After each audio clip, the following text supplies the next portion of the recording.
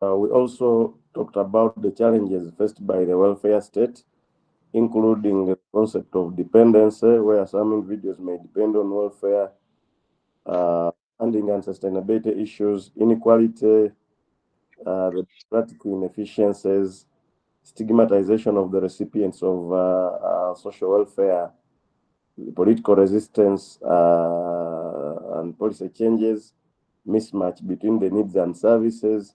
Then we also talked about the administrative complexity in terms of these welfare. So it is against that background that we, I think, proceeded and talked about the types of social welfare. And here we categorize them into the formal and then the non-formal. And then definitely under each we have the types, and this is what I want us to conclude unless there is any objection. But if there is no objection to that suggestion, I think we can continue from where we stopped, because I remember that we had introduced to the formal welfare, and we said that those formal welfare systems are structured frameworks by governments or organizations to provide social support and services to individuals and families in need. We said those systems are characterized by standardized policies, regulations, and procedures, and that is the only reason they are called formal. They are designed to ensure equitable access to resources and assistance, and some key features and examples of formal welfare systems include the following. We are looking at the features, and of course there are examples. What characterizes a formal welfare system? In fact, that is what we are interested in understanding now. That these formal welfare systems have a structural organization, where we are saying that the formal welfare systems are typically organized through government agencies at various levels, whether it is at the local level, the regional or national, and may include both the public and private organizations. This structured approach facilitates the coordination and delivery of social services effectively. These ones are very organized. They have a structure that they follow, and we are giving example that in many countries, ministries of social affairs or health oversee welfare programs, ensuring alignment with national policy. Definitely, in Uganda, those who receive, you find that this is overseen by the office of the Prime Minister. Of course, even the Ministry of Gender, Labor and Social Development is also there, definitely, as well as the Ministry of Finance. Those three offices, they always coordinate. You realize that even when there are emergencies, those offices coordinate to ensure that there is sanity. The other feature is eligibility criteria and assessment. Formal welfare systems often establish specific eligibility criteria to determine who qualifies for assistance. This may require individuals to undergo assessments or provide documentation to demonstrate their need for social services. For example, in the United States, eligibility for programs like the Supplemental Nutritional Assistance Program is based on income level and family size. They have the eligibility criteria such that they can avoid congestion and they can avoid this issue of survival for the fittest. You must fulfill certain conditions or requirements, and then they will come and include you on the list of the beneficiaries. The other one is wide range of services, that these systems typically encompass a diverse array of services, including income support, where we have the unemployment benefits, the disability allowances, healthcare services, the medical, the national health service, the housing assistance, public housing, housing vouchers, childcare, and education support. So we also have the disability support services. So all those are a wide range of services that are offered under the formal welfare systems. The other characteristic or feature of the formal welfare system are the funding mechanisms. That these formal welfare systems are usually funded through taxation with government budget allocations specifically set aside for social welfare programs. This funding is essential for ensuring the sustainability and effectiveness of services. For example, many countries utilize progressive tax systems to fund extensive welfare programs aimed at supporting those in need. So we have also to understand that idea there. The funding mechanisms are very clear, and they are funded through the taxation system, where the budget allocations are made specifically put aside for such services. Then the other characteristic feature is monitoring and evaluation. Monitoring is a process of the ongoing checking or supervision of whether uh, of whether the program is moving or running the way it was planned. Whereas evaluation is to see whether whatever you have provided has had a significance or any benefit to the intended beneficiaries. So the formal welfare systems often include mechanisms for monitoring and evaluating the effectiveness of programs. This is crucial to ensure that services meet their intended goals and that resources are used efficiently. Governments and organizations may conduct regular audits, surveys, or assessments to gauge the impact of welfare programs on beneficiaries. When we talk about using resources efficiently, we are looking at a situation where resources are used in the right cause. So the types of formal welfare systems that we have, we are saying that they are structured and regulated programs designed to provide assistance and support for individuals and families in need. The systems vary across countries, and the types, I think, we also looked at them. If I may remember, the universal welfare systems, we have those universal welfare systems provide comprehensive support to all citizens, regardless of their financial status. Funding comes primarily from taxes, and the services are often available to everyone. The example we can give are the Scandinavian countries like Sweden, Denmark. They normally exemplify the universal welfare systems by offering free healthcare, education, and robust social services to all of the residents. We also have the other type, social insurance programs, which are designed to provide financial support based on individuals' contributions to the system. This is contributory. Typically through payroll taxes, benefits are provided for specific events such as unemployment, disability, or retirement. The example includes the Social Security system in the United States, which offers retirement and disability benefits funded through payroll deductions. In Uganda, the example we can give on that about the payroll deductions is the National Social Security Fund. Definitely, you call it the NSSF, because you realize that the employer contributes and then the employee also contributes, which money is deducted per month. So when people get such issues, they will go and get such benefits. The other one is what we are calling the means-tested programs. These welfare programs are targeted at low-income individuals and families, providing assistance based on need.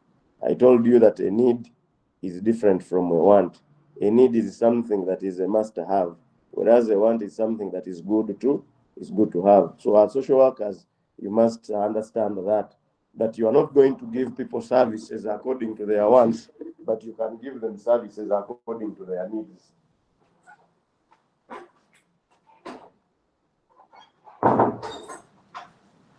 but you give them services according to the needs, because those who are needed, because a need can even cause a discrepancy, uh, such as sickness or even death.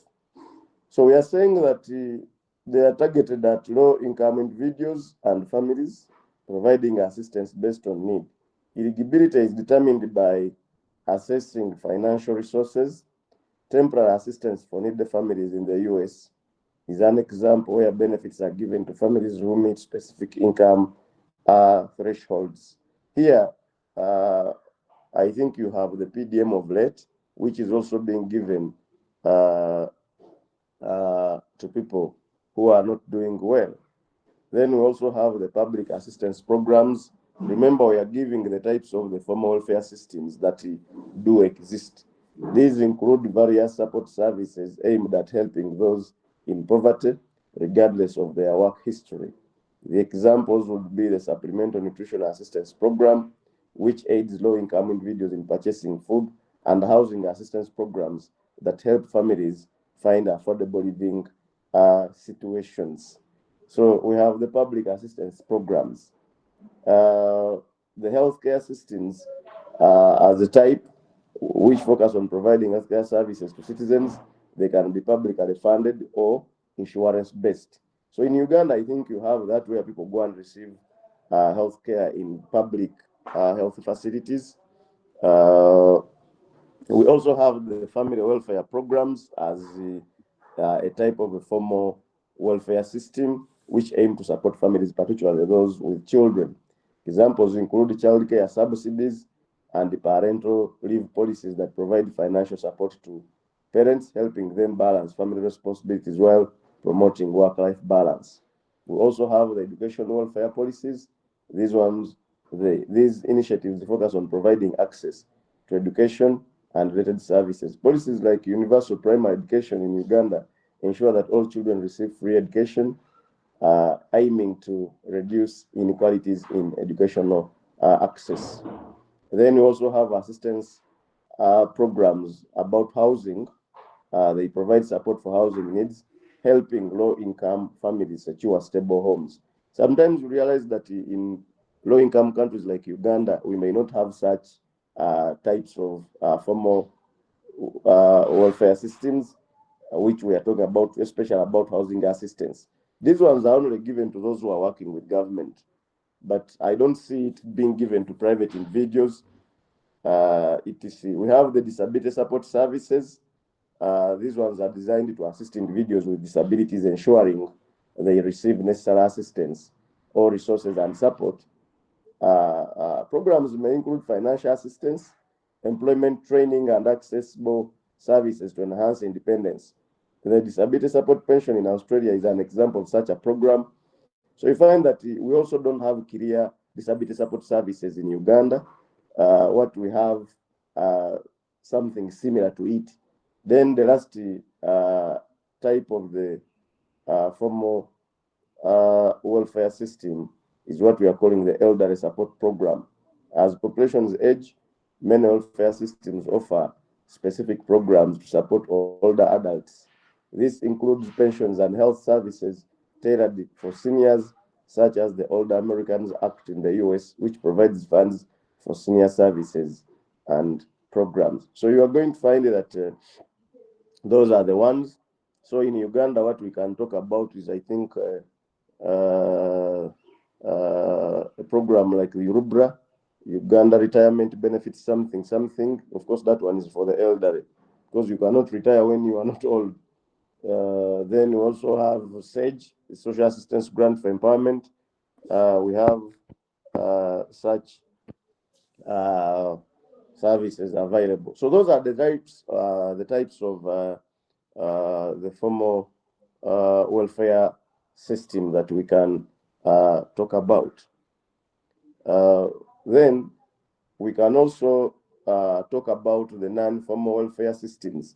Remember, we are looking at the types of welfare systems, and we said we have the formal and then we have the non-formal. The non-formal, call them the informal welfare systems, refer to the non-institutionalized methods of providing support and assistance to individuals and families in need.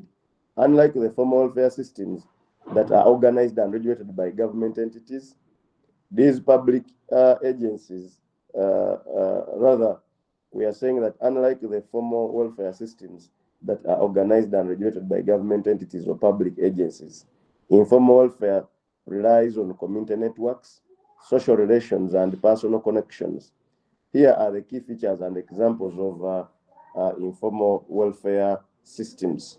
One of the characteristics is that they are community-based. There is what we call community-based support. That informal welfare often arises from community interactions and mutual aid among individuals and families. This can include providing food, shelter, or emotional support through neighborly assistance or local networks. For example, in many African communities, extended family systems play a crucial role in supporting members during times of hardship, ensuring that relatives are cared for without formal structures. Here, there is no bureaucracy in the non-formal or the informal.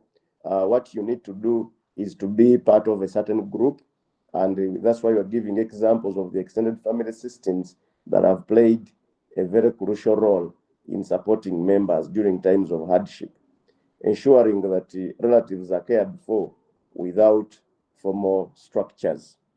The other characteristic feature is the peer support networks. In informal welfare systems, groups of friends, co-workers, or members of a community often come together to offer help. This can involve collective activities such as organizing donations for a family in crisis or pooling resources to support individuals facing unemployment or illness. For instance, in urban settings, informal groups might form to provide mutual aid for families struggling due to economic downturns. So even you at Kyambogo there, you can have that group or even within your class. So you have the peer support networks. So you normally look for those who are, of course, in your, I would call it a lineage, but not necessarily, but in the same age bracket, maybe that would work better. And then you go ahead and assist yourselves.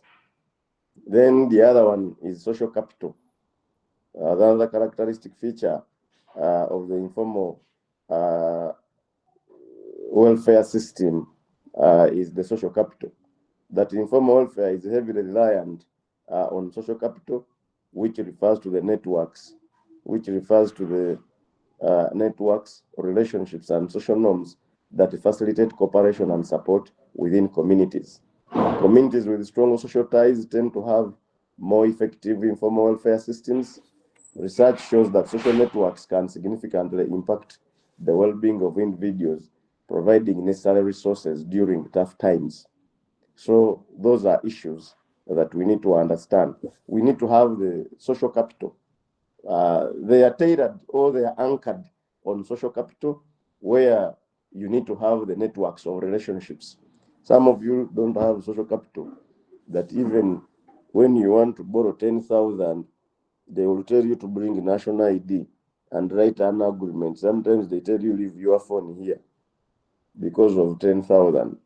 You need to recheck yourself if you belong to that category, that you need to have that network of people who can even give you money, such small monies, unconditionally. The cultural practices is also another characteristic feature of the informal welfare system, which is often intertwined with cultural traditions and practices. And in many cultures, rituals and communal gatherings provide opportunities for social support and reinforce the community's responsibility towards its members. For example, in Uganda, communal gatherings for funerals or celebrations often include collective contributions, ensuring that families receive the support they need during significant life events.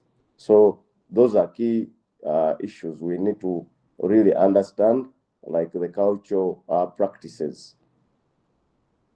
Lack of regulation. Unlike the formal welfare systems, informal welfare lacks the regulation and oversight that can ensure consistent and equitable support.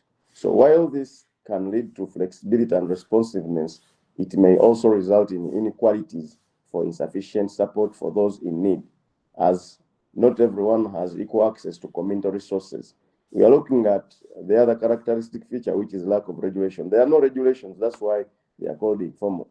But we are saying that whereas this looks to be a flexible kind of activity and very responsive, it may result in inequalities or insufficient support for those in need, as not everyone has equal access to community resources. The reliance on personal connections can also exclude individuals who are marginalized or not well integrated into their communities because there are no regulations.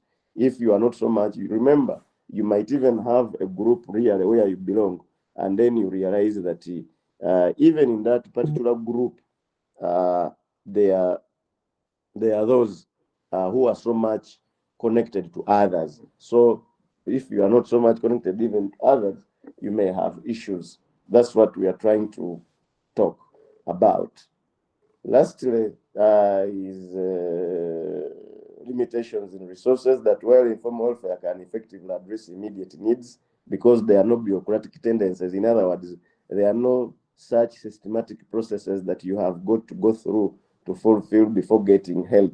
But we are saying that it often lacks the robust resources available through the formal systems. It doesn't have those resources. For instance, without the backing of a government-funded structure, informal support may not be sustainable for long-term needs, leaving individuals at risk during prolonged crisis. Sometimes you must have also a backup from the government. You've seen how the government sometimes puts money in those informal systems. The easiest example I can give you is the money that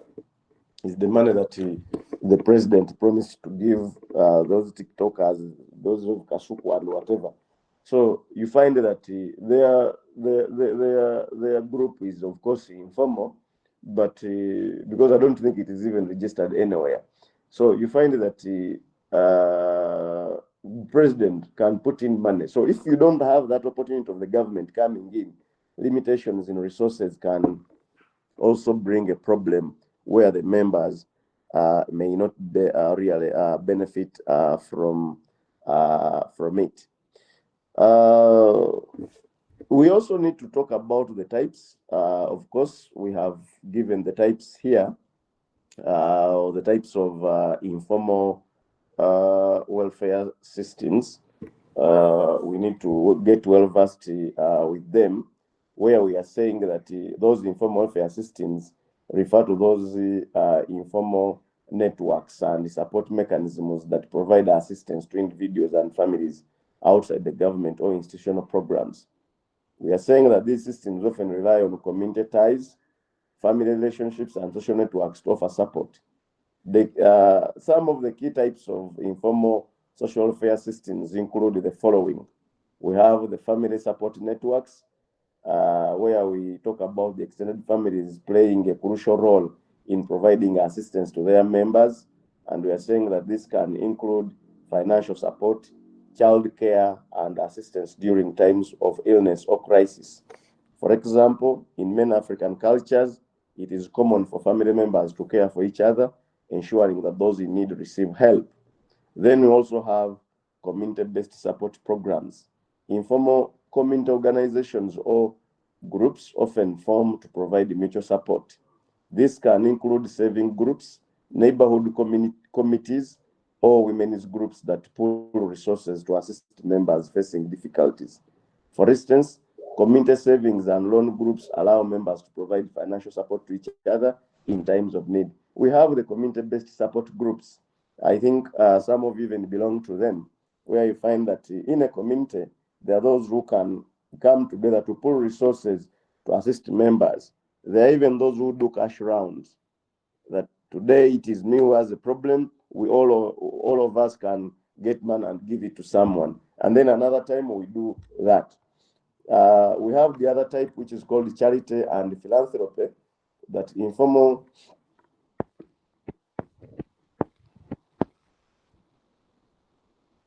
where we are saying that informal charity and aid from individuals within the community can provide critical support to those in need.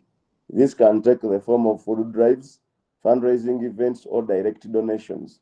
Local initiatives often emerge to help families recover from emergencies such as illness, natural disasters, or bereavement. The other one is peer support networks. Friends and neighbors often form networks to provide emotional and practical support, particularly during challenging times. That is another type, peer support networks. This can include sharing meals, helping with childcare, and providing a listening ear. Such networks can be especially vital in times of crisis, allowing individuals to access immediate support. So, as social workers, you must know that some of these ones are existing in our societies where we intend to work. Religious organizations is also another type of informal welfare system, that many informal welfare systems are linked to religious groups that provide assistance to community members. Churches, mosques, and temples often offer food, financial aid, and counseling services to individuals and families facing hardships. For example, in Uganda, church groups may organize food distribution for those affected by economic difficulties.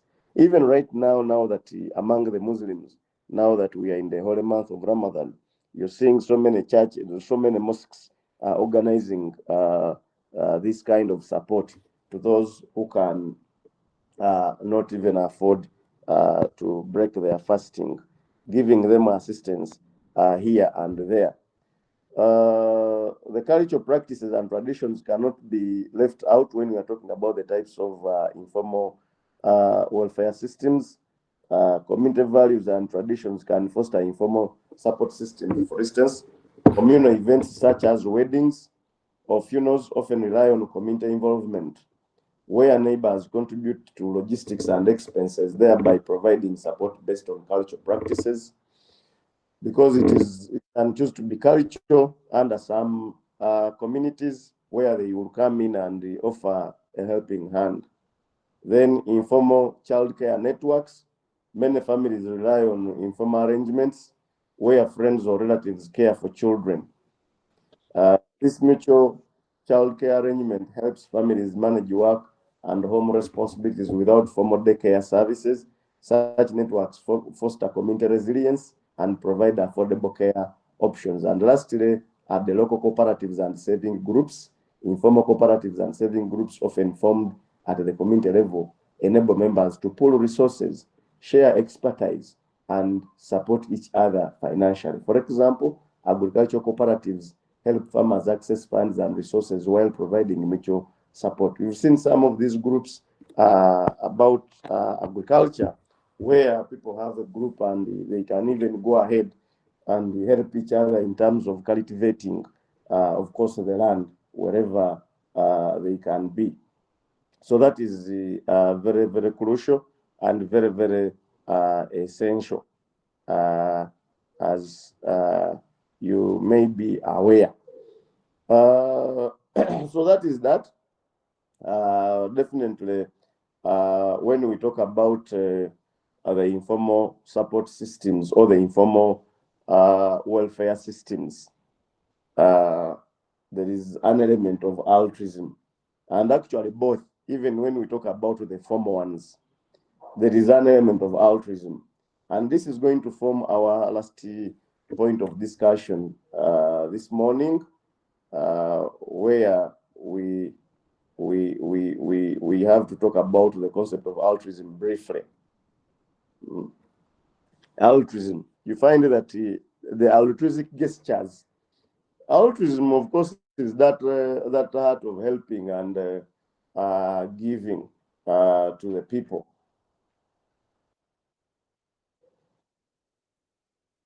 So altruism is the selfless concern for the well-being of others. Being selfless, you don't look at yourself, but you're aiming at helping others.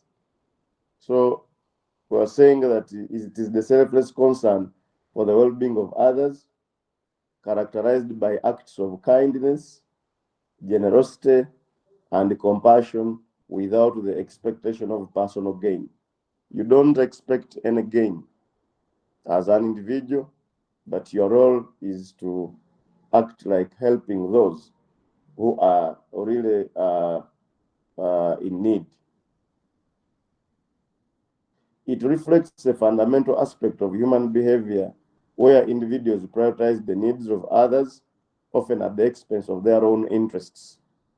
You can prioritize the needs of others, but at your own expense. In other words, you have really come in to help. Some of the key features of altruism include selflessness, and as social workers, you have got to be like that. I'm not saying that you get money from your pocket, but what I'm saying is that you have got to be out when you go to the field, because sometimes if you don't have that element or that feature in you, you're going to realize that at a certain point in time, they even give you resources that belong to a particular group, but because you are not selfless, you end up providing it your own self. You take it and then you even give accountability. That is what I'm trying to say. We are talking about selflessness. Altruistic actions are motivated by a genuine desire to help others rather than by personal benefits. You are, but when we talk about altruism, let us not even include the politicians in this kind of discussion, because when those politicians come, they are not purely altruistic. It's not that they want to help others. For them, they have their own personal gains, and we are talking about altruism uh, without expectation of personal gain.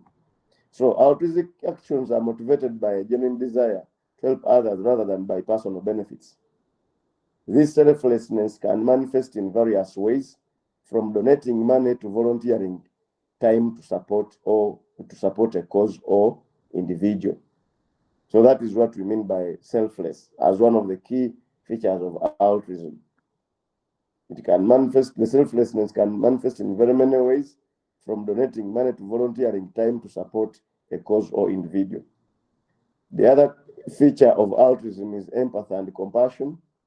Altruism is often rooted in empathy, the ability to understand and share the feeling of others. That is empathy. Do you have that ability to understand and share the feeling of another person? Compassion drives individuals.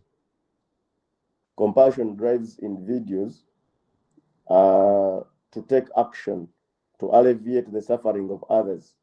This emotional connection can inspire acts of kindness as people recognize the struggles faced by those around them. We are talking about the compassion, and we're talking about the emotional connection.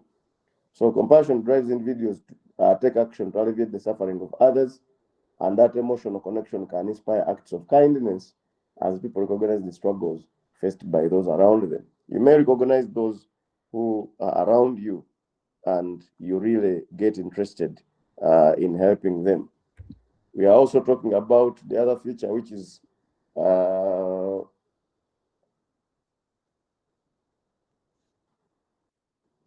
which is the social and cultural influences, that altruistic behavior can be encouraged by social norms and cultural values that promote helping others. Many societies celebrate acts of generosity and community support, reinforcing the importance of altruism in social interactions. So, social and cultural influences are very, very key and important.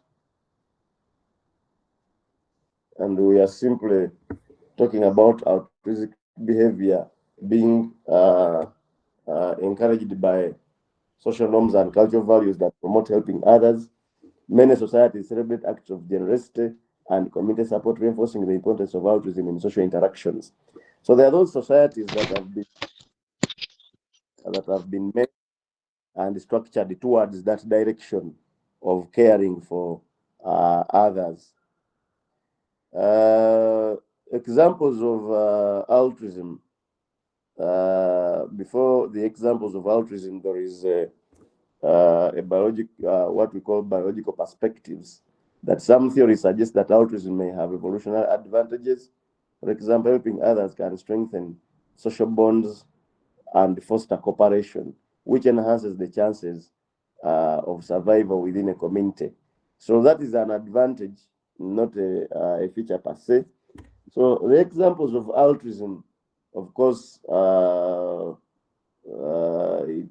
they include charitable giving. Individuals who donate their time or resources to charitable organizations, they always exemplify altruism, whether it is sponsoring a child's education or providing food to those in need.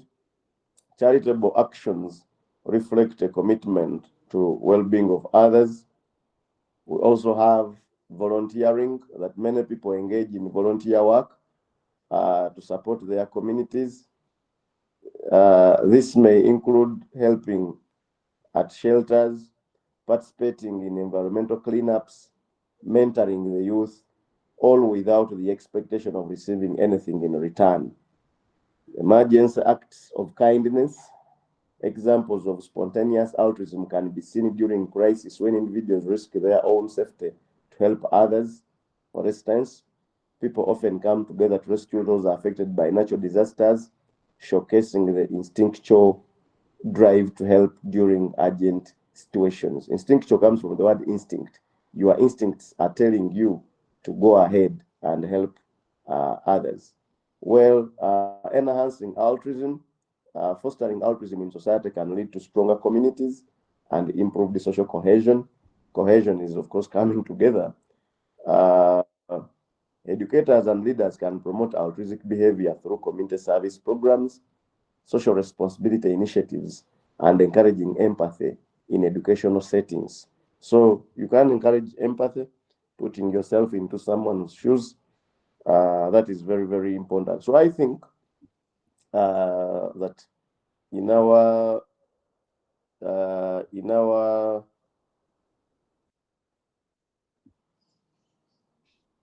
in our next point of discussion, our major point will really be on social welfare models, because what we are supposed to be looking at next are the types of social welfare regimes, and we actually talked about them when we were looking at varieties of social when we were looking at varieties of social welfare, which we called the types of social welfare states. You remember that? When we are looking at varieties of social welfare states, we talked about these. And if we come back and talk about them as regimes, then that would be, of course, a repetition. So learners need to just understand that when we talk about the types of social welfare states are the same as the types of social welfare regimes, because that one is a regime, that this is what you offer. So we shall not waste time on that, since we already talked about them. The hybrid, the post-social list regimes, the conservative regimes, the liberal, etc. We shall only concentrate on talking about the social welfare models. So we shall talk about the social welfare model when we meet on Wednesday. On Wednesday, God willing, we shall meet physically. And I still continue to urge you to encourage members to desist from dodging lectures, so that they can always be attentive, and this comes to their attention. So, unless there is a question, but I want us to end here for today. And I want to thank you for being good listeners. If there are issues, kindly let me know. But we are going to meet physically on Wednesday. We shall not meet online. We can only meet physically. Because remember, the other time I missed meeting you because I had lost my boss, my immediate supervisor had passed on. So I couldn't attend to you last Wednesday. But this Wednesday, I believe that we shall be able to meet physically. So people should be aware about that, unless otherwise. But I hope that we shall meet physically. So unless there is anything, but I think we can take leave, and then next time.